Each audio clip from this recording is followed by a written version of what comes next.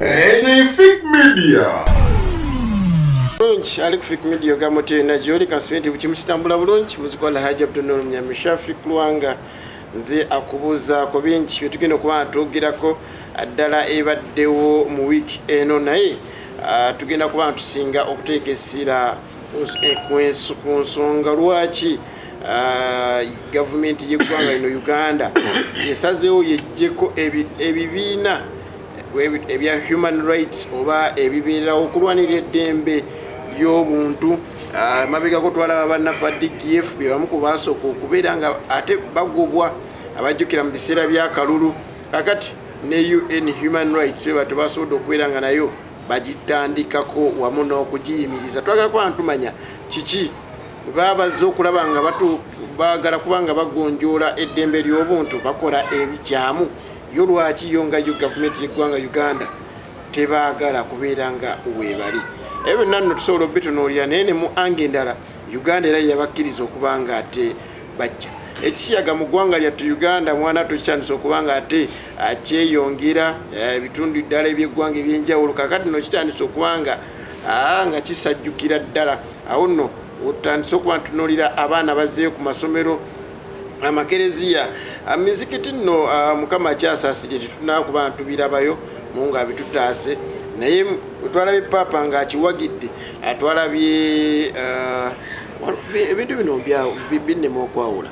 omukatuliki n'omukristaayo beebamu so omukristaayo you are Church of Uganda, then omukatuliki you are Catholic, ye papa so kati ndoza abakristaayo bebasazeewo nti bagenda kubanga beeyawula bagenda kweyawula ku kikati mu ntaasa emu kubanga kati ange ezo sizirina Omumerika abadde apropose oba Omumerika ye yasazeewo tekisiyaga kibeere ligo yes kati Kazimba Mugalu nga Archbishop we Uganda yes. ye n'agamba ku lw'ensonga eyo tali nabo okay then abakatoliki tebannaba kuvaayo abakatoliki papa yabadde clear yagambye homosexuality is a sin but not a crime ekiba nkitegeeza nti yasupporting ekikola ebintu ekyawukana yo tyakansala kwizera njawulira sin ne crime sin tekiba wa mukama katonda crime si kyawano ku nsi it is a sin ewa katonda naye ku nsi tabalinaako busi kakati awo papa ffe kikyalina otubuulira naye nti kati awo papa kagamba waliwo ayagala kugezako ku justifyinga kisiyaga kigende maaso naye ng'ate osobola n'okwewuunya papa bayibuli eyo gy'asoma kubanga bayibuli eri very clear tugenda kubanga mu katolika kaffe twogera ku nsonga eyo kubanga ekutte ejjembe naye tugenda kubanga essira lyaffe tuliteekaawo abanupu bali mu kiyongobero olw'okuviibwako kanso waabwe era abadde akulira ebyamateeka gaabwe omukulu Anthony wa America kati nno omugenzi yafiidde mu ggwanga lya America amaze ebbanga ng'atawanyizibwa ekirwadde kya kkookolo mukama katonda yamaze n'amujjula y'omu ku basajja nno betwogerako abagezi wano mu ggwanga Uganda bwe kijja nno mu nsonga z'amateeka awo nno tugenda kubanga tutuukawo bannannopu tubalina kyannaku ti muna NRM obudde bukyamukutte wanaaba atuuse aye tujja kubanga ate tubeera naye deputy mayor naye tumusuubira essaawa zonna kansala kwizera nsaba ombuulize kwakulaba awewaawo moderator neyanziza nnyo ate era okunzikiriza komewo ku mukutu guno gaggadde ogwa Fake media njagala nakwebaza abatulaba entakera naddala abatugoberera ku Facebook live ne ku YouTube ate era njagala kwebaza mukama katonda kubanga atukuumye oba oliawo ne tuba nga tukyasobola okussa fe abali wano n'abali eyo wiiki okutwaliza wamu tetutambulidde bulungi nga NUP naye era twagala okunakuwalira wamu ne famire ya kanso kiki kyomujjukirako well nze sijja kugamba nti kanso mulabidde ebbanga era mutegedde nnyo mu kaseera kano ekibiina kya NUP we kibeereddewo naye ng'era sifunye nnyo obudde bugezaako ku interactinga nayo na personal basis nakumanya bugezi bwe bubadde nopo okumufuula okubeera nti yakulira kanso yaabwe erimu Shamim Malende erimu Medad Lubega Segona kali amaggwa erimu ba Mathias Mpuga Nsamba n'ababaka abalala ab'enjawulo ab'amaanyi olowooza tabawankizo of course abawankizo ayinza okuba si abadde asinga ennyo mu mateeka kubanga mu basoma amateeka batugamba nti lawyer okubeera seniority ya lawyer mataringa nnyo ojja kwekanga Honorable Medard Lubega Segona akali amaggo senior actually naye njogerako ne kansomba muyita Jeremiah Kaya Mwanje nangamba nti ne bwobeera ng'oli lawyer muto ng'oli okyali junior n'ogenda okukozesa omusango nga gwa saawa 5 kakati lawyer omukulu najja ku saawa 6 obugoba gongerayo kubanga senior lawyer abazze so ekyo kyongera okulaga naye ndowoozamu nti ekyamulonza okubeera nga akulira ensonga ezo ekisooka nga talina position gyali gyeyafuna mu kubanga yesimbawokko course n'atayitamu naye ne dedication oba okwewaayo omutima ogwo gw'ekibiina olaba nga yali agulina nnyo oba oli awo okukira kuwala neyanzigi kansala kuzira azatwa wandise byutya kyamazima alhamdulillah Mungu akumi obulamu akyabutwazise enkuyege zikyakubira enduulu wamu n'abatulaba n'abatuuliza nkakasa nti enkuyege zikyabakubira enduulu era babuulire nti wakizudde nti waliyo ne chekiti eza bulu ekyo sijja kukikozesa nga bw'oyagala nkikozese naye kimanyiddwa nti chekiti ziba ne kala ez'enjawulo kati eno gyozzeemu ya kala ki simanyi agirabira mu kala ki naye kyemanyi nti nyambadde chekiti olinga yagala okukomyawo ebya wiiki eri nsaba omuwulize ku bannafiki media abatulaba n'abatuuliriza abanyabo ne basebo mbalamusizaako buli omu kiti kye nze Sendi Owatwaha ayogera ebitakaddiwa nate n'olwaleero tuzze okukubaganya ebirowoozo ku lw'okuzimba nnyaffe Uganda ntuuse okusaasira kwange eri ab'ekibiina kya NUP ne famire ya council kitalo nnyo kitalo ddala ne bannayuganda mwenna abaagala enkyukakyuka mu nsi yaffe council wa Mary yaliko omulamuzi sebo yaliko omulamuzi yaliko omulamuzi mu kkooti ez'enjawulo abadde lawyer aweereza mu biti eby'enjawulo okusingira ddala tumumanyidde nnyo mu kulwanirira eddembe ly'obuntu n'okulwanirira bannankyukakyuka ekyo nno tukimwebaza okutuuka waafiiridde ng'akyali ku mulamwa era sebo kanso oyo ekimu ku bimujjukirwako mu kubanga abadde muweereza mulungi nnyo ku bantu b'enkyukakyuka omukulu gwe bayita sipapa bamala okukwatibwa mu bunyazi ku misango gy'aliko olwaleero yamusaba amukiikirire mu kkooti yasabaani kanso wa Mary ninga yali mulwadde era sebo yasinziira mu Amerika n'ava mu musango gwe ekigambo kye yakozesa tasobola kuwolereza muntu yakuba bantu bankyukakyuka ate abeera omu kubamuwolereza nga yabagirayo n'emmundu kale nno ekyo nkimwebazaako nti wakati mu kwagala okulwana okufuna essente yabangako ze yeerekereza ku lw'obulungi bw'ensi ye kyentegeeza nti yalekanga abantu abatulugunya abantu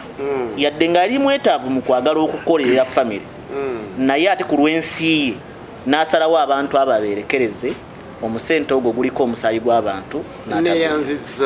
neyanzege naye sebo katono nnyo nga tunagenda ngenda kujja ndi naawe moderator neyanziza anja wasooka okulamusaako bannafiki media balamusiza wiiki general ebaddemu ebisanyusa n'ebisoomooza ebisanyusa byo bibaddemu yes nga we tujja okulaba natandika n'ekizibu kya insecurity mu zoni etuliraanyaawo waliwo omwami eyakubwa kapeeva era ne tumuziika ku Mande saidi ya insecurity awo ku Nansana East 1 kapeeva baakamukubirawo otunulira ku Mpanga Road Nansana ng'okutta ekyajjeju wawe bayita Mpanga Road naye obaako wooserengeta awo omwami bamukuba bamuyita omugenzi Lubanga yakubwa peeva n'afiirawo era ne tumuziika ku Mande saidi endala twafiiriddwako ku saidi ya kanso yali akolera wakiseka yali wakiseka yes mumanyi n'okufa kwa kanso naye lubadde eddibu lyendowooza nti ddene nnyo nga ku saidi ya legal team ya NUP kyensuubira nti kizibu ky'amaanyi era mu zone yange yennyini waliwo munnankyukakyuka gwe bayita tawa seemwayo gwe yajja neeyoola teyakoma naawo neekola effujjo lya buli kika neekuba amasasu okwongera okuteekawo intimidation mu kitundu. Tawa yali omu kuba majambere anti evidence yalina okuvaayo okukakasa naye awatali evidence ku bantu abakuba majembe kizibu okukakasa nti ono ye yali ono. Kigambibwa nti abamu badduka ne bagenda ebweru w'eggwanga nti Tawa y'omu ku abo abaafuluma okusinziira ku alipoota gye twalabye okuva ku poliisi era bw'atyo nti bwe yakomyewo ndowooza intelligence yaabwe neebalaga so akatambi tekannalaga Tawa ng'akuba mu ggwanga eryo tulowooza nti likyatambulira ku tteeka evidence weneevayo tunaakakasa naye sofa ekiriwo kuteebereza abaakuba amajambere okkiriza babakwate bwe kibanga ekyakolebwa tekiri mu butuufu bw'amateeka amateeka gabalamule. Ekyo nakyo kuba natunulidde zooni yange engeri gye baakuttemu muganda waffe oyo amasasi 5 gaakubwa pressure yali y'amaanyi abakyala tunamu abakyala abalwadde mu katundu ako nalaba intimidation yali y'amaanyi. Ku side endala ng'omusajja omusomesa njagala okwebaza abayizi ba senior 4 bendowooza nti performance yabadde nnungi this time round. Natunulidde results ez'amasomero gonna gentera okugenda nga mu ntalo yo college first grade 6 Kasubi second grade okubala physics era sebo nindiridde bibaasa kuba results ezifuluma babala distinction oyina mmeka grades oyina mmeka ne babala so nindiridde bibaasa amasomero gonna anagembadde sebo nkozeemu 222 sanyu lyerere yesanyu lyenna okusaidi yakyo alla ndoza n'ensawo nsanyufu tennalabika kati sawo ekyaganye naye nina essuubi nti ku result engeri gye zaafulumye ne demand yeeyongedde. Amiina tweyanzizza so njagala okwebaza abasomesa olw'obudde bwe mwateekamu kuba tujjukira abaana abasinga twalina effect ya covid ne neebaza n'abazadde abeerekereza okulaba nti omwana oyo asasulibwa akasimbi era n'akola ebibuuzo ne neebaza n'abayizi abeerekereza nibabanga bakoze result esanyusa essomero omu n'omuzadde okutwaliza neyanzege Amina neyanzege tugenda kuba ntwogera ku nsonga ya human rights naye nga tunakuba ntutukawaawo kyannaku tetulina musajja waffe wa NRM tannaba kubanga ate ayingirawo naye kubanga tannayingirawo waliwo ensonga eri mu ddiiro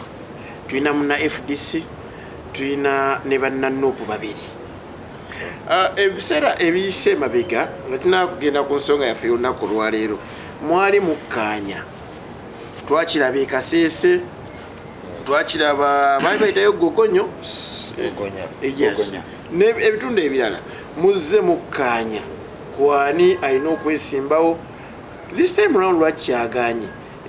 wabayitayo serere kiki ekyaganye because twalabe nga mwasazeewo muwagire anti yasobodde okubeera nga ereeta mukyala Alisa Alaso ate FDC neereeta kandidate omulala awo wenyini wenjaga tutandikire this time round kiki ekyaganye kuba mwennyini mwatula ne FDC ne mukkaanya tujja kuba nga tukolera wamu anti kakati ekibuzo kyandibadde nti lwaki FDC yaganye okukkaanya ne anti kubanga memorandum gye twatuulamu anti teyalimu mwalimu mmwe ne FDC well that is good neffe tulowooza ng'ekibiina kya NUP nti tetulina kubeerawo ffe tulowooza ntulina okukolagana n'ebibiina byonna naddala nga kiri ku ludda olw'opposition ndowoozamu nti ekibiina kye tutalina kukolagana nakyo essaawa eno ayinza kuba DP kubanga DP yavaayo mu lwatu n'atundibwa chairman general waayo however siri mwogezi wa FDC muna FDC ndowooza ajja kwongera otangaaza ndowoozamu nti waliwo friction eyo olw'okuba nti ekiwayo ekyo ekya anti abasinga obungi bava ekyo kyenjagala okubuuza nga mwabannup guno si gwe mulundi ogusoose okulaba nup nga weerabye nti FDC tekwatagana nawo eyingirawo for example ku nsonga ya Nabila Nagayisa Empala tiyava mu FDC mu mbeera yali ya bukambwe mbeera ya kusikangana muguwa FDC gama mukyala wa NRM kyatakoledde bantu mwene mumusembeza wakira kyenkugamba mumala okumusembeza nekino nakyo kino mukikoze lwaki FDC webeera teyagala muba mwagalawo anti kakati ogamba nti batwagalawo obanga gatwataddewo candidate ate temwataddewo candidate nekyengamba musazeyo mubawagire kankunyonyere ku nsonga ya Nabiira ensonga ya Nabiira yali straight forward nti twali mu kalulu aka general election ng'ekyamazima ng'ekibiina ekipya twetaaga candidate ku buli kifo kakati bw'ovaayo kyogamba temwina be mwalekera kati nga mwami Sebamala temwamulekera anti bwe bali naye tulaga devotion yaabwe n'enkolagana yaliyo ey'ekibiina kyaffe by then waliwo rift wakati wa FDC ne NUP kakati eyo rift yaliwo naye ng'ate ereetebwa just some elements ezirimu ngabo era nakati okyabawulira engeri gye boogeramu basalamu musumba abo banandala mafaabi no ne mu NUP mwekiri no anti kati ekyo kijja bwe kiti olina okumanya nti ffe nga NUP emikono egyaffe gibeera miggule eva okukolagana n'omuntu yenna naye twagala nnyo enkolagana oba n'okwogerezeganya nga ffenna tulina mind eri open naye si kusooka kunninya ku bulago ate noyagala njogere nawe kakati twalinamu elements sijja nakwogera nti FDC mulimu elements abantu obuntu nga nandala mafaabi nga ono omukyala Salamu Musumba abavangayo lwatu ne baatakinga obukulembeze bw'ekibiina kya NUP n'ekibiina katono nnyo kamalirize anti kisinzira when you are attacked you have to counter react otegeera nemwe abasooka okulumba ate tulina guffe ge twalumba abawagizi bamanyi mwagaano bakomako ku Dr Besigye olina bukakafu ki nti bawagizi baffe nze nawulira bagamba twagala Bobi si Besigye so oyaba muwagizi wa Bobi naye kakati Bobi Wine tamulinako obuvunaanyizibwa nze njagala ombuulire ekigambo kimu nga kiva mu mukulembeze w'ekibiina omanyi omuntu Bobi Wine gwalinako kati nange waneeno Honorable Kyagulanyi anyinako obuyinza kubanga netise flag ya umbrella naye Honorable Kyagulanyi tayina no agenda kujja Honorable Kyagulanyi tayina moral authority ku muwagizi wange oba omuntu eyannonda wabula ayina kunze so kyenjagala okutegeeza nti njagala ompeyo ku record on record nga waliwo omukulembeze wa NUP avuddeyo mu lwatu n'alumba Dr Besigye nzije namulumba direct naga Dr Besigye kino na kino nga bwolaba ogenda kuleeta naye nga bwolaba Honorable Salamu Musumba ne Honorable Nandala Mafaabi bwe bavaayo ne balumba obukulembeze bwe kati ndeeta Honorable Kyagulanyi yavaayo n'agamba nti toyinza kuŋŋamba nti weesimbyeyo emirundi ena abo balumbye yawula ekintu nzija toyinza kuŋŋamba kyali kituufu tekyali kituufu anti kyenzija toyinza kuŋŋamba nti weesimbyeyo emirundi ena n'ovaayo n'ogamba nti mu ggwanga temuli democracy iffe tukimanyi democracy mweri kakati oko si kulumba eyo njawukana nindako njagala kujja ombuuzizza kyeyayogera kyali kituufu tekyali kituufu nzikiriza nti kusinzira ku ye kyeyayogera nti ekyasooka nti Dr Besigye yeesimbye emirundi ena kyali kituufu ekyokubiri yagamba nti iffe tukkiriza democracy mweri naye ennaku zino agamba teriimu omaliriza nkunyonyole kati awo kakati kati that is the problem with you have to differentiate between an attack and the difference between an opinion. Hold on. Eri yali ndowooza ya Honorable Kyagulanyi gena mpola. An opinion kakati oyagala nkunyonyole teyaliwo. Where eri yali DP block. Owakijjukidde aba DP block we baali basinkanye Dr Besigye teyaliwo. Njagala omalize nkunyonyole. Honorable Kyagulanyi bw'avaayo n'ayogera bw'ati yali ategeeza Dr Besigye nti ekyamazima kubanga ng'ekibiina nga NUP twalina ideology ffe gye tutambulirako nga twagala kukyusa eggwanga lino mu mirembe bwe twali tulowooza otegedde kakati Honorable Kyagulanyi bw'avaayo nga Dr Kiza Besigye yagamba nti akawulu ke tugendamu ekyamazima nti wali demokolasiya akawulu kajja kubbibwa n'ebirala kakati omuntu eyakajja ali fresh mu kalulu ye nakugamba nti nze endowooza yaffe ideology gyetutudde tugamba tusobola okukyusa eggwanga lino mu mirembe naye wuliriza ekyo kyawukanako n'omuntu ayimirira ku TV n'agamba nti oyo Bobi Wine munywanjaga mukubi wa miziki tasobola kubeera president. That is a direct attack on a person. Hold on. Nedi ba direct attack. Nedda. Oyogedde mazima. N'ogamba yesime mundi ena. Njagala kuwulira kino. Bwenzija njagala ombulire kati mu statement eyo kiki ekivoola Dr Besigye. Kubeera nga wakanya democracy. Si kumuwakanya. Oli akuwadde endowooza ye. Nti bwana gundi oba ngamba nti demokrasia temuli mu ggwanga osobodde okwesimbayo emirundi ena. Leka nange nensimbayo ku guno by'oŋŋamba nti babba obulu n'ebirala mbirabeko manye nti ideology yennyina ey'okukyusa eggwanga lino mu mirembe nti nfu. Mwami Kyagulanyi bwe yajja yagamba awuliriza nnyo mu Dr Besigye. Awo kyali kiti. Naye okuwuliriza muntu ekitegeeza nti ogenda kutwala buli kimu kyagamba. Dr Besigye yavaayo n'agamba nga statement emaze okwogera. Kiri kyo kitegedde? Ekyo okuganyo kinnyonnyola. Nkugambye si buli bw'oba owuliriza mu muntu. Nze nzikiriza nti director attack. Wuliriza. Okkiririza mu sheek oba imama akusaza. Buli kyagamba okikola. Sindi buli kyagamba nkikola. Nekyo nga kikino. Eyo nze nzikiriza nti director attack. Because egenze ku muntu. Nedda, that is a way of insinuating gwe kyoyagala munnamawulire kibeere. Egenze ku muntu oba teyina muntu gwerazeeko. No kanzije ojja kuba ng'okyebulira. So ye Dr Besigye yavaayo n'agamba nti ayi kintu kyangunya. Omuntu atuula mu kiraasi kuyiga. You get? Kitegeeza. It was fine. Kitegeeza na kiri. Noli najja n'atula mu class n'akola ki. Kakati essaawa zino Dr Besigye kati Dr Besigye ye yategeera Kyagulanyi kyali amugamba. Ate gwe munnamawulire gw'otakitegeera. Dr Besigye yategeera ki? Yakitegeera nti Kyagulanyi yali ayiga. Tobola bagamba nti ojja mu kiraasi otula n'oyiga omala okumanya ebintu ebitambula n'omanya nti nali ndowooza nti tusobola okukyusa eggwanga lino mu mirembe naye tekikyasoboka. Neyanzike kansatwa FDC mulemeddwa okukwatagana ne NUP okusimbawo omuntu omu bawagidde alisaalaso muleese wamu Atani Moses. Atani Moses abadde egondi kasese no muleese mulala sio no kubawangula egondi baba yali side zene Soroti East ino si yaze erinya nange linvudde mu mutwe aze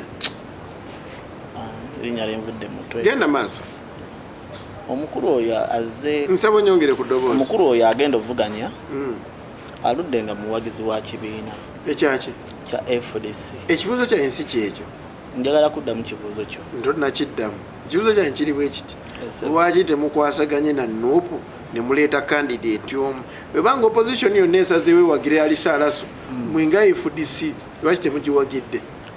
Madamu alisaalaso yaliko omubaka wa parliament era yaliko munna FDC era nkakasa bunnankyukakyuka era nkimanyi bulungi nti ensonga zetulwanirira asobola okuba azimanyi bulungi naye lwaki tetukwataganye na NUP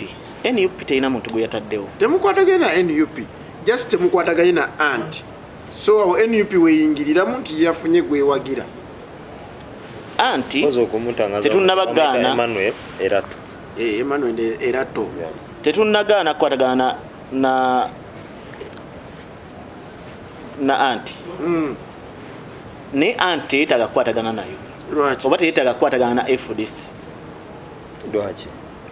lwaki walabyewo embeera yonna eya madamu alisaalaso ng'asaba okwegatta naye yasabyeko ku NUP gye amwegatteko ogutali mulundi gumu ng'asaba NUP wakakira emirundi emeka ne mu kwogera kw'omwogezi w'ekibiina kya NUP yakyogeddeko mpozi nga tewakiwulira n'agamba nti omukyala alisaalaso yatusaba oluvannyuma lw'okwetegereza ne basalawo bagende naki naye era ababadde baagala kadi ya NUP babadde babiri ne batagibawa ne bagenda ne madamu alisaalaso naye mu byonna kano akalulu tetugenda kulonda kalulu tugenda kulaga bannayuganda abantu bagwanidde kubeera bakulembeze kuba ffenna tukimanyi nti akalulu mu Uganda tekaliiwo waliwo appointment mwami Museveni alonda abantu baawulya bayagala era tukimanyi bulungi nti yamala adde okulonda mutabani w'omufu yababeera omubaka wa paalamenti yadde abantu tebagenda muwa kalulu naye mu byonna katugende mu kalulu bannayuganda bakole ki basalewo lwaki ekigambo United Forces of Change tekikyakola kikyakola naye oluusi kigaana okusibwa mu nkolo lw'embeera ebeeriwo okitegedde kisobola okuba nga weekiri ne kiremererwa okusibwa mu nkolo lw'embeera ebeeriwo ebyobufuzi lwakuba nti abantu tetwagala kukkiriza ebyobufuzi interest ebyobufuzi bimala okuba nga interest ereeta obuzibu mu bantu simanyi oba osobola okutegeera kyengezaako nkuwuliriza fe abantu twatondebwa nga omuntu ayagala nga yasinzibwa kakati embeera ey'okweraga eryanyi oluusi tulemererwa okukkakkanya ng'abantu naye okimanyi nti FDC ebiseera ebisinga erwawo nnyo okwegatta ku nupu bw'oyinza okirowooza naye nupu yeegase ku FDC emirundi ogutali gumu ekitali ebiri nga wawa omanyi ng'ebawagidde oke kandeteyo ogumu ogwekaseese kwani kati ndeetera kwani Atani Moses kakati no sorry si FDC si murundi gumu ng'erekera NUP mpaayo bemulekere kati Atani Moses wasoroti east kakati kyejagala okukulaga sagala nakumenyera nti gundi ne gundi wabula nze nkugaye nti FDC si murundi gutya anti obuzibu tolina evidence gyogenda kumpa sigenda kumenyera guno na guno sigenda kumenyera wabula gwe nze njagala okitwale bweze ndowooza ne people power mu ebiseera bya omwami Mwiru era yali Bobi Wine era yeegatta ku FDC omanyi nyina ekintu kyenakulembeza nti ebyobufuzi interest omuntu osobola omulaba ngaeyeegase ku FDC nga tazze kwegatta ku FDC nga zze kukola ki kunoonyezaako buwagizi okitegedde naye saagala nnyo okgendamu ebyo bintu njagala nnyo tugende ku mulamu ogwatuleesewa neyanzizamukulatidde buti kugamba nti tebasobola wagira alisaalaso of course kuba nti Jeno Mugisha Muntu bayawukana ensonga njogedde bulungi okuleka nga gwolina ekikyo kyoyagala okuyisa Kansala Kavulu ndi naawe ensonga lwaki ku luno mulemedde okukwatagana mwene FDC moderator neyanzisa ekigendererwa kyaffe kiki twagala nnyo mu nupu okukkiriza kyetwogerako kyetutegeeza otutambula ne slogani yaffe ntuli balabira ku bikolwa byabwe kyetutambuliddemu ne ku luno ekikulu si kuleeta candidate naye ekikulu kulaba nti pate zonna zitukira wamu okulaba nti tulwanyisa omuntu omu wa NRM challenge eriwo nti wetuleeta bakandidate abangi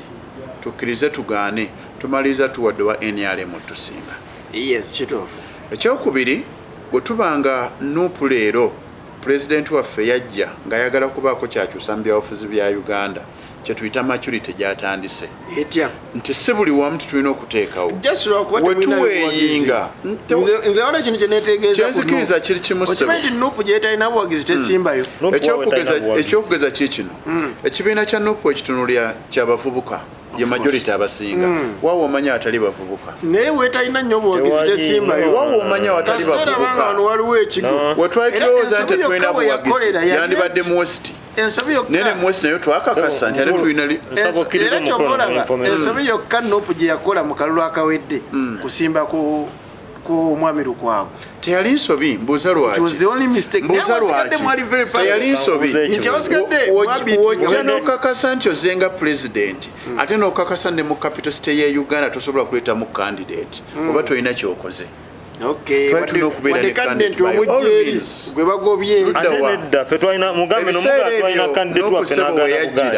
nopu weyajjira twali tulina candidate eyali naye oba weeyingamu ebyeddiini n'agamba bannange nedda ayagala okujja ku bwemupi ngaemupi twali twategese Seggirinya ne tugamba tetujja kubeera mu central mu capital city nga tetulina candidate netuleeta ekyokubiri pate yali ekyali mpya ebiseera ebyo nga toyinza kuŋŋamba nti abantu bajja kujja balina potential omukyalo yali akulembedde KCCA Kampala nga district ebisanja ebi bisatu nga toyinza gamba naye abantu bamwemulugunyaako nnyo naga Nabira takola muntu ogikwatako gikwateko teyaliiwo mu ntuula zonna ng'ayeebulankanya. Akalulu akusimayo bw'okyakajjukira naye yali owookubiri. Akalwa konna aka road mayor. Of course yalina bbiira. Kati omuntu yali takola te bali balonda waaki. Emitwalo 19 namudiida alina emitwalo 6. Tukkiriza tugaane. Tukkiriza tugaane. Yamukubisa. Nti road mayor ku status y'ekibuga yali akyazitowa. Era akyazitowa. Okiraba oyo kwetinja gimuwa. Naye ku side ey'omulama gye tubaddeko leero kizze kitya nti NUP yaleesewo omuntu. No, ekyo sikirina koze NUP obutaleeta muntu. Naye mwasayininga memorandum of understanding wakati wammwe ne FDC nti mujja kukkaanyanga ku muntu omu gwe munaaba mukozi. Teyali FDC byali bibiina byonna kye bayita United Changes. Anti teyali zoke naye tekimujjaako kubanga yali Jema ne mwamu FDC ne NUP webale nnyo ne PPP Luchamuzi teyaliyo. Okay, ne Luchamuzi era musanga nnyo. Kakati njagala owulirize this ekibuzo kiframinga kubanga goli w'amawulire kati wano ekibuzo kyandibadde nti lwaki FDC yaganye okukkanya anti kubanga ffe anti ekisookera ddala kikino anti yavayo n'eraga butereevu nti eyagala ki erese candidate day one kakati ffe bwe tugyegattako ekibuzo actually ffe twandibadde tukomentinga na ku mulamu ogwo omukulu gwe wandiwadde obudde obungi atunnyonnyole lwaki FDC yaganye lwaki ndi ku NUP nti mkimanyi bulungi nti yali NUP na FDC ne Jema okay ne PPP whatsoever abakkaanya nti tulina kubanga tuleeta omuntu omu United Forces of Change wakiraba bulungi muvudde ku ekyo mugenze ku muntu omulala aleese candidate naye waaki wa United Forces of Change waliwe mwasayiningira sebo mwali ojuka ebiseera ya DP block FDC teyali mu lwaki teyaliko kubaasayininga. No worries, tewali sagirabayo. Moderator nganze ku kibuuzo kyo. Ebyobufuzi tulina interest. Ekyo weekiri. Naye omuntu wasituka nakuwa ekitiibwa tukkirize tugaane anti ne alisalaso possibility ennyingi nti basituka ne bagenda ku secretariat ekamoja nti twagala kino na kino okiwulira kakati NUP anti weba yasituka neetuuka enega ntwagala kino na kino awo ate woowera credit NUP etya yasobola okuwuliriza yasobodde okuzanya politics owa kisajja kikulu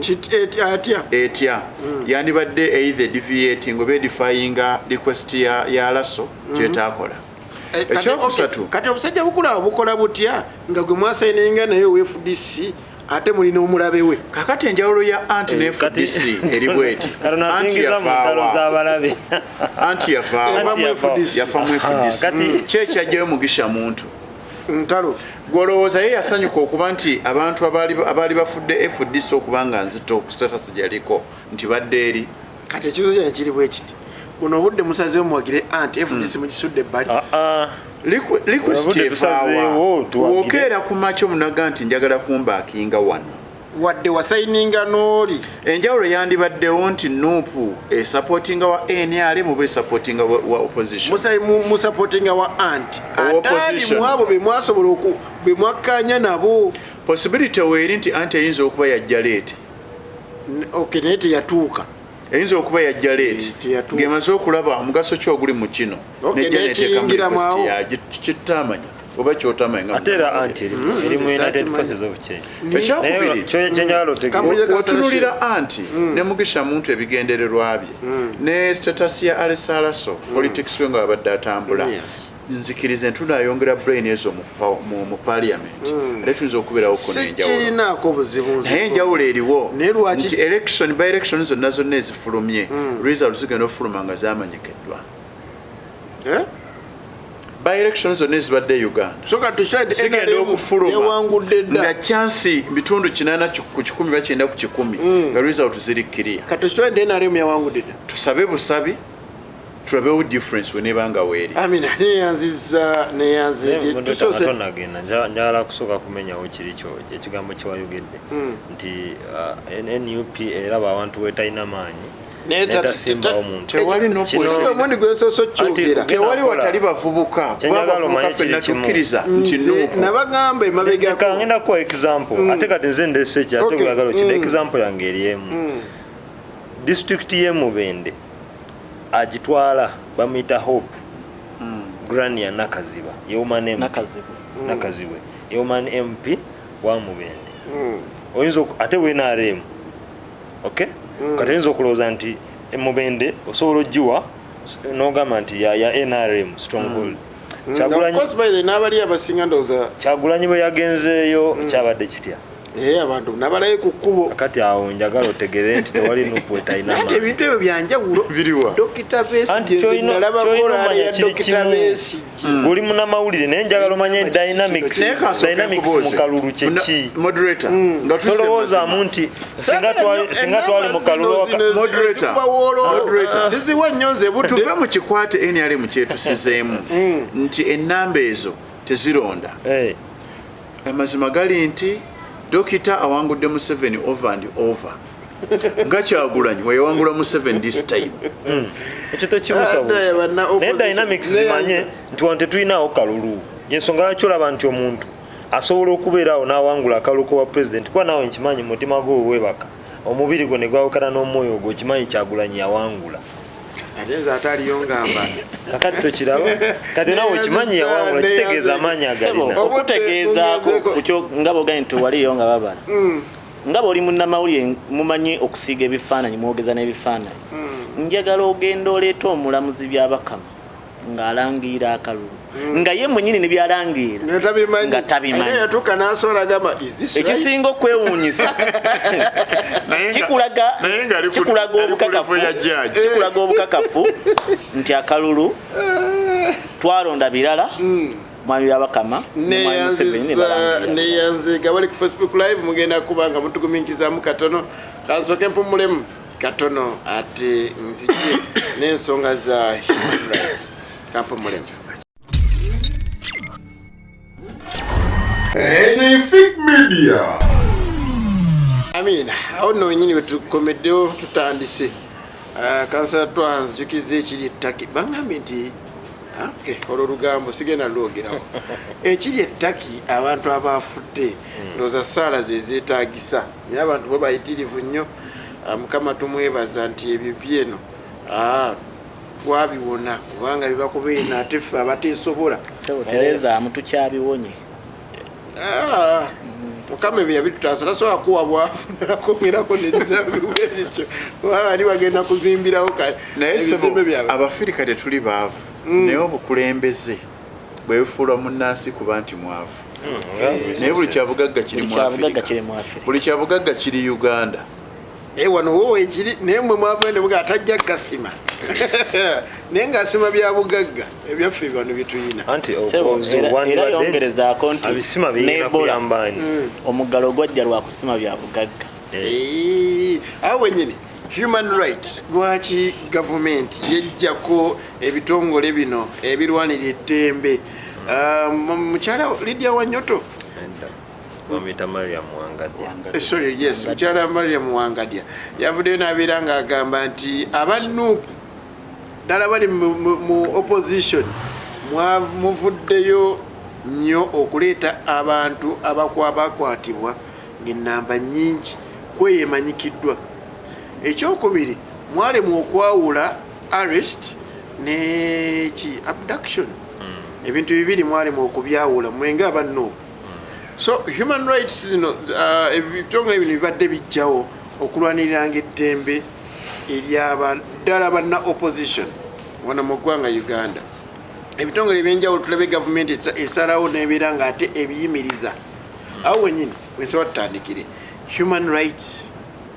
ebitongole ebyo ebirwanira eddembe mu Uganda biveemu yewe bivaamu ife tugenda kujjawa we tutwala obwogerero emabegako ndowooza bwabadde olunaku lwajjo g'omu ku baagenze okubeera nga mutwalayo petition yammwe awo wenyini weewaawo kantandikiraawo okusookera ddala njagala okuyita wano ku FDC media okukolimira poliisi ya Uganda akolima era poliisi ya Uganda eno eyongedde okweraga okutwalirizaamu n'ebitongole bino byongera kutulaga nti bwe tuba tulwana n'enfuga embi mu ggwanga actually tulwana na Mwai Museveni yekka wabula tulwana na buli kitongole kyonna kubanga bw'otunulira engeri abakulu bali gye baadde badeployinze ku Uganda Human Rights Commission ng'osobola n'okwewuunya abasirikale obungi bwabwe naye mwirwaki musooka bagamba nti tujja mutemusobola kugendako mukasirise nemutuuka butuuse kakati kankubuulire public office teweetaaga nakwekweka oba ogendayo kubanga hold on nzija kubanga bw'obanga abaganda balina olugero lwe bagamba nti akatali kabbi osuula mu mulyango kakati webanga Uganda Human Rights Commission Uganda Human Rights Commission ng'ekimanyi nti eri ku mulamwa gwa bannayuganda kiki otya abantu bannayuganda bano okujja okuleetera ekiwandiiko kyabwe bakikubire mmeza bakulage bo obukyamu waabwe buli naye nzija gye muba muzzeemu no ate tuzze tutya because we came peacefully so what we tuba tugenda kusasamaza fe tuzze mu mirembe tewali muntu akubiddwa mutuuke wali ku gate mukonkone ate tutatusewo sewo baaganye era abasirikale olwatulabye nga tuzze bo ne banyweza ne bongerako ne kufulu endala naye nja ebyo byonna byonna nga biri awo abamu babakutte kwinga wowunyi nze nsiri mwangu wakukwatibwa nga olowooza olutalo oluyingiramu oli eri weoba bagamba ono omuntu waffe siri mwangu nyo wakukwata ono omuntu waffe omuntu waffe otegeeza kisemusajja afaanana abakwata munange nno abakwata abasinga obungi ate babeera baddugavu nnyo nga b'engulu eyo kubanga nalabye ne osi gwe badde badeployinze awo okukwata abantu ng'alinga mukongo nga tategereka bulungi ebyo byonna byonna byongera ffe tubikola n'ebintu ebyo kwongera kulaga kujjayo ekifaananyi kituufu okusookera ddala eri ensi yonna ekyokubiri eri bannayuganda bonna ekyokusatu eri abantu bonna ensi z'abazungu ezo ezikyakolagana nakyemayira Museveni kuba kanku ekyokulabirako mu mwaka guli ogw'emabega gwennyininyini twakwata petition eyo ne baganda baffe baganda baffe bakutte ne bagitwala ku UN United Nations Human Rights Commission eriwo yonna tajja gasima endala eyali eya stop kubanga tukolo twali tugamba nti UN should stop kubanga ekitongole kya UN ekibadde kiteeka ate mu kyawa ne ssente okuteeka mu ssente stop funding our oppression ye petition gye twali tutwala mwana wattu bali abazungu ne batuggulira bulungi era ne tubawo ekiwandiiko kyaffe nga tubagamba nti abaffe kino ekitongole kye muvujjirira ekirina okubeera ekirezi ky'eddembe wano mu Uganda ate kyongera kuwagira batyoboola kubanga simanyi oba wali weebuuzizzaako ne munnayuganda ali eyo omugaso gw'ekitongole ekyo ekya Uganda Human Rights Commission webale nnyo akati ebimu ku ddembe ly'obuntu mu ggwanga muno era ku nsonga ezimu ezabadde ziri mu petition yaffe esooka yabadde abductions neewuunya omukyalo oyo wangadya Mariam ate ekisinga n'okunuma mukazi musiraamu naye omukyalo omusiraamu yandibadde amanyi mu kusemateeka waffe nga bw'ali nti arrest kyeki abduction lwaki tugamba nti abantu babuzibwawo arrest kangezeko n'okukinyonyola wano ye poliisi okujja oba ekitongole ky'ebyokwerinda kyonna ne kijja ne kikweyanjula ne kigaasebo gwe mwami Sharifu nanyini Fiki Media nti tukutwala ku musango guno na guno era tukutwala ku poliisi yawali neze mwami Shafiki bade sitegeeza nti tukutwala wali tuli fenna bwe tukutwala wali tukuvunana guno omusango ekyo kye bayita arrest era muteeka mu constitution mu ssemateeka waffe mwekiri kati abduction yeno omuntu bazze waka bali abantu 13 bambadde uniform tebalina uniform yonna bambadde leya nga bwe tuli wano naye nga balina emmundu empitirivu tewali n'omu akweyanjulidde kukwata kukuteeka mu drone kukuteekako huudu paka n'ogenda gy'otamanyiddwa kyekigifuula abduction kubanga ekyo kyekivaako n'okulaba kakati mwayi Museveni n'obutaswala bwe kubanga bannakyemalira bonna bakola ekyo mu Afghanistan gyekiri mu nsi endala gyonna gyekiri North Korea gyekiri bwe bamanya okumanya nti okutyobola eddembe ly'obuntu kibi era ebitongole ebyo bibeera wano nga bikola reports ekuddayo mu mawanga gali agatusingako obukulu agagoberera kuba mwami Museveni yasayininga endagaano eyo nakkiriza nti ajja kugoberera amateeka gonna simanyi oba endagaano eyo gimanyi gye bayita ya Geneva Convention yakugoberera endagaano eyo yonna n'okuwa eddembe ly'obuntu ekitiibwa kakati bw'amaliriza okuba nga atakyasobola ekyo ensonga lwaki olaba nti ebitongole bino byonna byonna ayagala bijja mu ggwanga muno asobole okuba nga atutta ng'eddembe ly'obuntu alirinnyirira nga tewali amukuba ku nsoloboto Kasatwa human rights ebitongole byonna ebirwanirira eddembe ly'obuntu mu ggwanga birabika bitandise okuggwamu. Sebo gwe moderator naye nzikiriza nkubuuzeyo ekibuuzo. Oyina ensi ya Nakyemalira yonna gy'omanyi omuli eddembe ly'obuntu? N'ensi z'aba Nakyemalira ndabika sizimanyi. Kakati ekiyitibwa Nakyemalira abatakkiririza mu ddembe ly'abuntu naye banyabo ne basiba abatulaba n'abatuuliriza eddembe ly'obuntu likuweebwa Mukama Katonda bw'omala okuzaalibwa. Katonda n'akuyamba n'obeera ng'osobola okuwulira, osobola okwogera, osobola okulaba n'ebintu ebirala n'okussa n'ebintu ebirala. Eddembe lye ery'obuntu aba alikuwadde. Y'ensonga lwaki ne mu ssemateeka mulimu etteeka oba akawaayiro nga tokkirizibwa kukuba nte ng'akuba. Ekyo kwegamba nga n'ente tekkirizibwa kumala gakuba. Ne bannaffe abo be tuyita abayana tebakkirizibwa kugiteeka ku mmotoka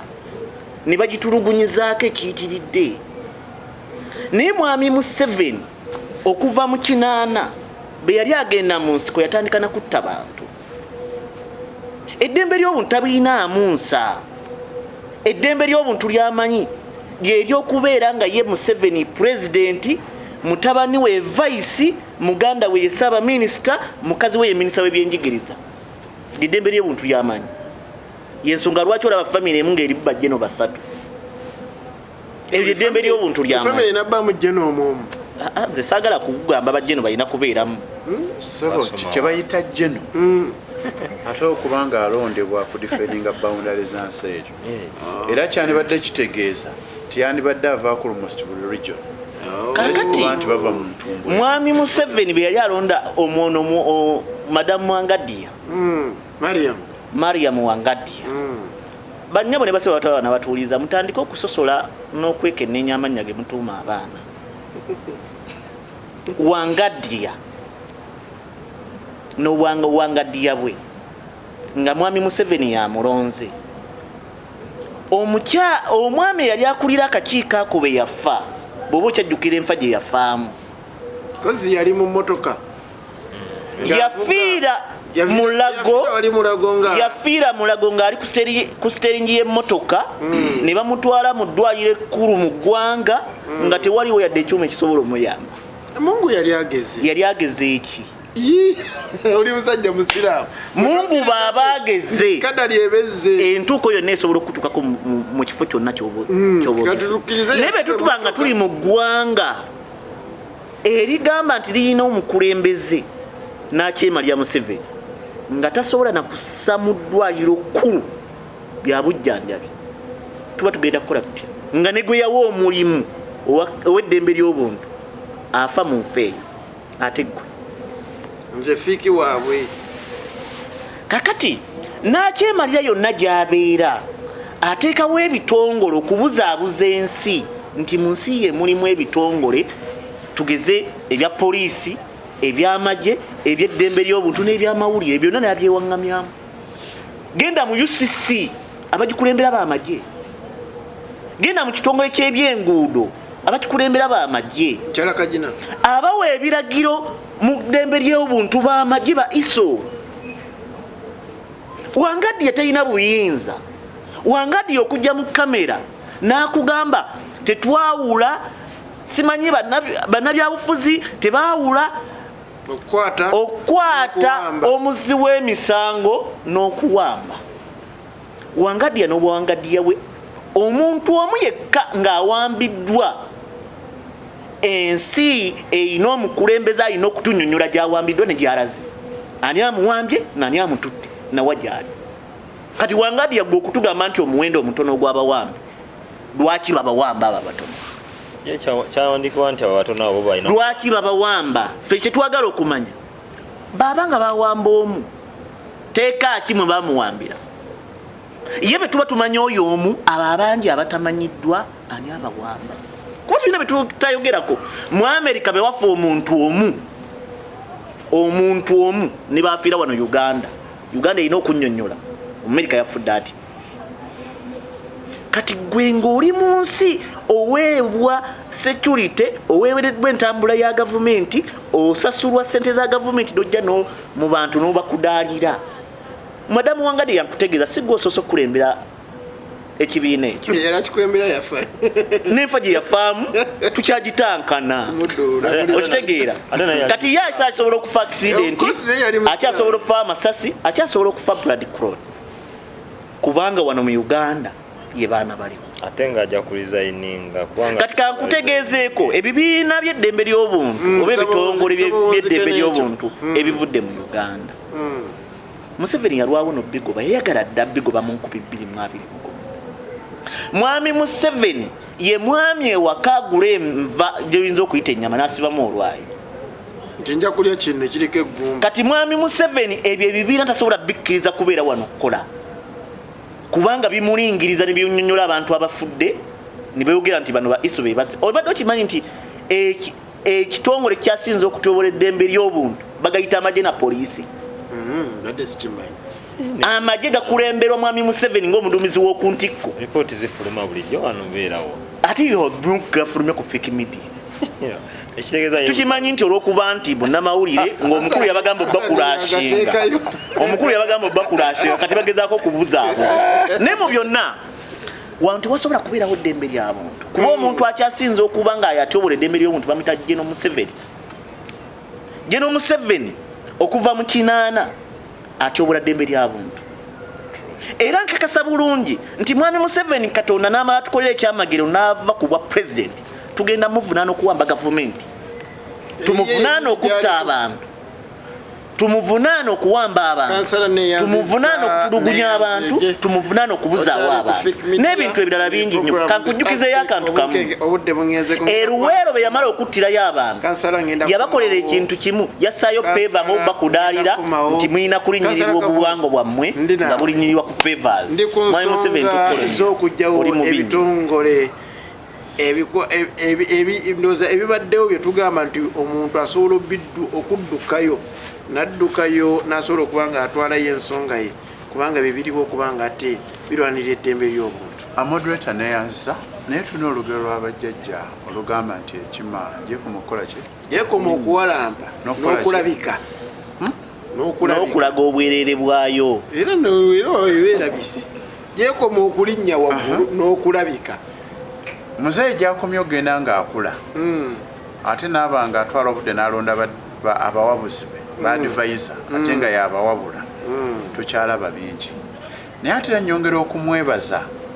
okuba nti yateesewo embeera eraga nti mbadde mbagamba kino kumbe ntegeeza kino wabanga yakedde ku makya naga nti true color zange ze zino bwe nagendako North Korea nayiga kino we nagendako mu nsi zonna zonna ezirimu badikiteta n'ebitabo byasoma dikiteta takkiriza mu kintu kya human right lwaki nze nkyasigala nga ndaga nti weekiri awo yatuyambye abadde musajja mulungi lwakuba tatulugunya nkoko wuwo sobola okulaga abadde musajja muki lwakuba tatulugunyangako ki waliwo operations ezitugulunya abantu operation wembolo ogimanyi olw'ensonga abantu bonna abalabyeko kibayita tocha etuuse ku famire zaabwe batuuseeko toyinza kukera mu makino bakakasa nti jjajja mulungi ekyokubiri okwongera okukakasa munnansi nti wano wetulaga buli omu agenda kufa wentulaga wotookole kino twajja twabawamba mutakeere kwerwanako n'ekibadde kitulowooza nti tujja kudduka ngeba tutewo petition akyakakasa ebintu bingi jjajja akyakakasa nti agenda tunyigiriza nga ne gye twandiddukidde nawa abulookinzeewo oba gaddewo jjajja agenda kwongera okukola effujjo ku buli munnansi paka buli mu wanaakera ku makya nakkiriza nti owaayi tukkiriza katukere ku makya twerwaneko effujjo luli abadde olinamu embeera n'oga nti bakutte omuntu wange bwentuuka mu kooti nga simulaba ngendeko at least eno ku human right nje okumunoonyeza olwanja ateekayo ensonga zange ndabe nti bannyambako awo nawe akkiriza nti omulina nammwe mugaso jjajja azaalaga nti institution zonna teziriiwo zasigaza mannya naye ekirungi ennaku zino agenda ajjayo true colors tebandowooza nti dictator abaako nekyafaanaganya balina ebitabo bye basoma ne bibatendeka ne bateeka mu kifaananyi ekifaanagana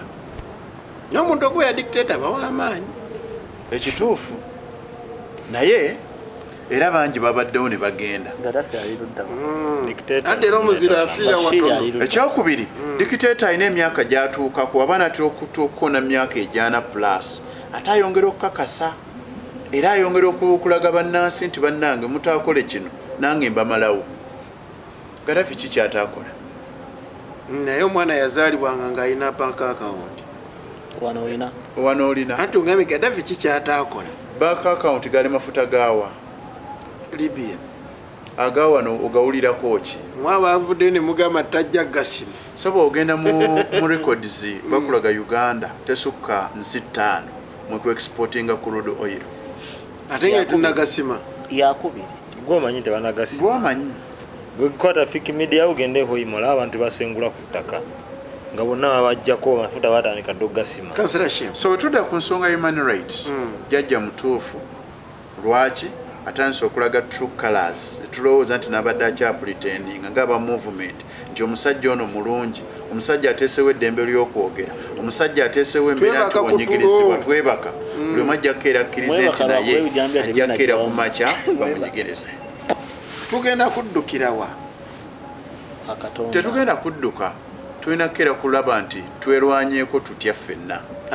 kuba enakugamba okudduka tolina gyogenda kuddukira okuba okusaba tusabye tubaye tuddukira nnyo ku human rights okusaba tusabye ekyaki zonna zijjuza olw'essande 31 ne tusula nga tusaba tusabye ne kati plan B ogenda okoze eki okulaba nti odifendinga human right gwe ng'omuntu plan B ogimanyiko plan B yali etegeeza nti ofuna ekikunyigiriza okisolovinza otya gwe ng'omuntu nga tunnaba kulowooza nti Kyagulanyi ajja kulaga plan B gwe tolina kikunyigiriza nina ng'omuntu watuuka mu dduka ng'olaba sukaali bamuseera plan B either kunoonya bikajjo oba kumuvaako oba kukola nnyo osobole omugula wonookera ku makya nokkiriza nti oli w'amawulire kye wasoma olina puroguramu eno ogitegese bakyakukkiriza kubaako kyolaga olwo ojja kulowooza kati nzizaako ki kulwanirira ddembe lyo tuli ba mukisa nti emyaka gye kigenda giwera 40 ejja dictator yenna atandika okukakasa ekituufu n'abadde akyalinawo ka room of doubt okukakasa nti balabika bamuwaayiriza atandise okulabako tubadde n'ekizibu ky'ekonomi kino tukkiriza nti tusobola okukolako ne tusigala nga tusurvivinga tubadde n'ekizibu nti omuntu wange wafuna obuzibu nina gye nja okugenda okulipootinga awo nawe atukakasizza nti ekyo kivuddewo kakati ekigenda okuddirira buli omu ajja kugenda abaako kyalaba bw'olowooza nti wabadde okyafunira eddembe banaagenda nga bali kuggyako olwo naawe ng'oyongera okudda ku sayidi y'abanyigirizibwa ekinaddirira kulaba ng'ekye tuddamu kununula ggwanga lyaffe nga mpunzika omukulembeze aliko leero gwe tulowooza nti yatuwamba ayongere okuggyayo characters entuufu tuzitegeere twongere okuzitegeera paka munnansi wanaakera ku makya nakkiriza nti wano tuli mu kunyigirizibwa so alekerawo tubuzaabuza kyotegeeza takyalina jjajja kyabuzaabuza is very open enjawulo eriwo nti fe abatategeera nga bannansi fe abatawulira kikigenda mu maaso fe abatasoma kuba tulina kye tuyita photographic interpretation fe abatatwala budde kusoma facial expression ya muntu nti omuntu waakola kino waatunula bweti ategeeza ate kyokugeza nabadde ndaba principal ng'ali ne Katikkiro Charles Peter Mayiga ng'etunula principal gy'atunula bwoti ng'atunulira Mayiga ng'olabya ddala obyogedde naye olimba nga takkiriza tebakkaanyiza wetulema okuwulira obuwulizi ebigambo ebifuluma ku muntu facial expression egenda kwongera okutuyamba jjajja leero abadde atuyambye nnyo atukakasiza nti eri tekyali gye mulaga tugenda kukeera ku makya bakukwate nga tolina wadde akantu bakusanze ne microphone bagambe microphone gy'okutte efaanana emmundu paka mu kooti masho tugikyuse kala ngeza bugeza naye senga ekintu ekisigaddewo nti human right ekyaliwo oga nti bannaye bansanze na microphone ebina binagezaako kubijjawo paka buli omu wanaatuuka nti ennyindo baginyigiriza etandise okuleeta omusaayi nennwanye nti okusavaivinga obutaggwamu musaayi yerebo kwatuseedekansala shem seconds asatu nsigaze eddakiika 2 kanfune eyo sebo bannayuganda ne banyabo abatulaba n'abatuuliza tuli mu kwogera ku ddembe ly'obuntu naye ng'ensi yawambibwa omuntu atakkiriza mu ddembe ly'abuntu ekikwewuunyisa yawamba bajjajjaffe ne be yagenda nabo mu nsiko okuwamba nabo n'abawamba njagala odde ku nsonga straight eddembe ly'obuntu lituweebwa Mukama Katonda kati gwe gwali wadde gw'osalawo butya bw'olikozesa bw'oyagala okulirekera bano abakufuga balitwale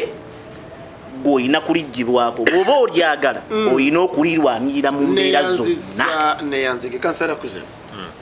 kakati neyanza mukadde wange nyina akantu kenembanyala okulambulula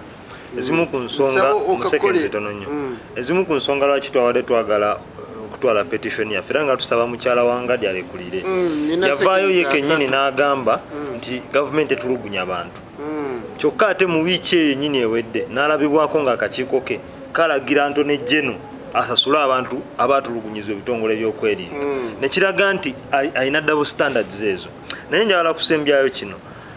waliwo omuntu Honorable Kyagulanyi atera okwogera ekintu ekyo nti dictator omu bamubuuza nti lwaki obadde nakyemalira n'agamba naye mbadde nakyemalira kuba tewali banyimiriza kakati ne bannayuganda balina okumanya nti Mwami Museveni ayinza okutuuka n'afuuka ekyo ekyokwekwasa nti tewali yamuyimiriza balina okusitokera amuyimiriza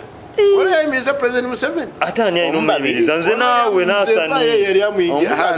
nze naawe ne Twaha Naasani ne bannayuganda bonna abaliyo ffe tulina okuyimiriza nakyemalirikomunkenke naye nga tubeebaza mwe bali kubeera nga mutulaba akirizaamu n'amaanyi ddala ku mukuto gwa YouTube n'abali ku Facebook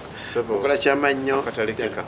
akatalekeka tugenda kuba tujja lunaku lwakusatu tubeera n'akataleka kaffe banne wiiki ewedde tetwakalina mutusonyiwe naye tubasuubiza nti wiiki eno tugenda kubanga ati Katonda aba 12 buli kimwe